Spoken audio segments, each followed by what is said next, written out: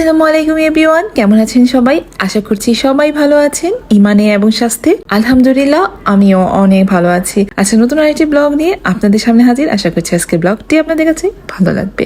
আজকে দিনটা আমাদের জন্য একটু স্পেশাল, কারণ আজকে আব্বু আমাদের সবাইকে একটা সুন্দর ডিনার ট্রিট দিচ্ছে। তাই সবাই মিলে রাতের খাবারের জন্য ছোট একটা আয়োজন করলাম, আর সেই ভিডিওটাই আপনাদের সাথে শেয়ার করছি। আর যারা ফ্যামিলি ব্লগ দেখতে খুবই পছন্দ করেন, আশা করছি আপনাদের কাছে ভালো লাগবে। আমার আব্বু গ্রিল, বিভিন্ন ধরনের কাবাব, এইসব খাবার বেশি পছন্দ করে নান, রুটি আর পরোটা দিয়ে খেতে। তো আমরা চিন্তা করলাম আজকে আমরা পরোটাই তৈরি করব, ঘিয়ে ভাজা পরোটা। এটা খেতে খুবই ভালো লাগে। দুপুর টাইমে আম্মু আর আমি চিকেন গুলো ম্যারিনেট করে রেখে দিয়েছিলাম। এখন শুধু গ্রিল গুলো ভেজে নিব তেলের মধ্যে। শর্টকাট একটা ওয়ে, এটা খেতেও অনেক মজা হয়। তো শিলু গ্রিল গুলো ভেজে নিচ্ছে আর আমি এই ফাঁকে পরোটা বানানোর কাজ শুরু করে দিলাম। আমি পরোটা বানাচ্ছিলাম আর আমার পাশে ছিল ওমর পণ্ডিত। নানাভাবে হেল্প করার চেষ্টা করছে, তবে হেল্পের চেয়ে দুষ্টুমি বেশি করছিল।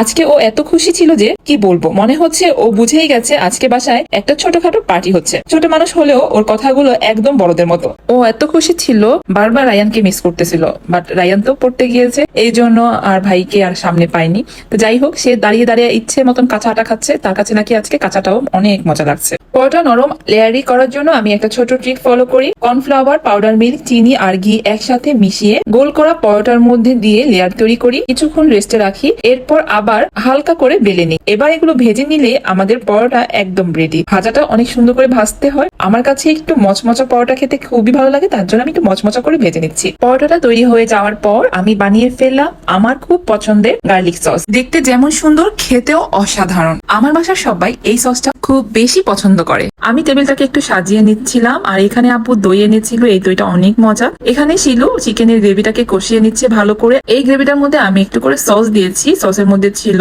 টমেটো সস, সয়া সস এবং ব্ল্যাক ভিনেগার।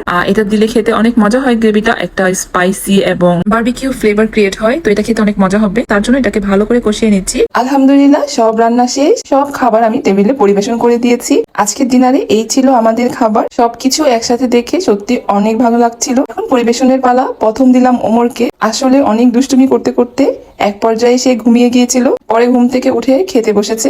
তবে আগে যে চঞ্চল ভাবটা সেটা একদমই কমে গেছে, তার চোখে এখনো ঘুম ঘুম ভাব রয়ে গেছে। তো সবাই যার যার মতন খাবার নিয়ে নিচ্ছিল। আমি আব্বুকে সুন্দর করে খাবার পরিবেশন করে দিলাম। আলহামদুলিল্লাহ আব্বু খাবারগুলো খেয়ে অনেক পছন্দ করেছে।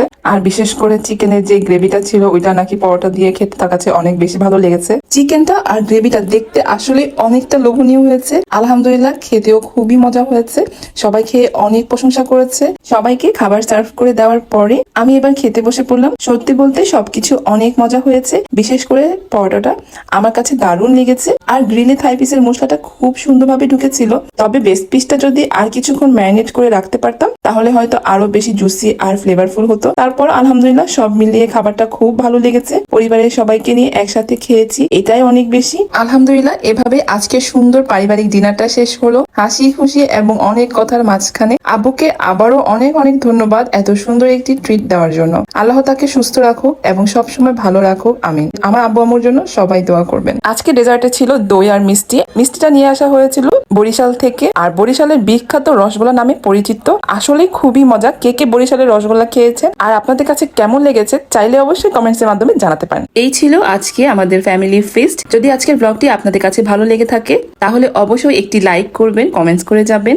আর যদি আমার চ্যানেলে এবং ফেসবুক পেজে নতুন হয়ে থাকেন অবশ্যই চ্যানেলটি সাবস্ক্রাইব করবেন, ফেসবুক পেজটি ফলো করে আমার পাশেই থাকবেন। Thank you for watching my video. আল্লাহ হাফিজ।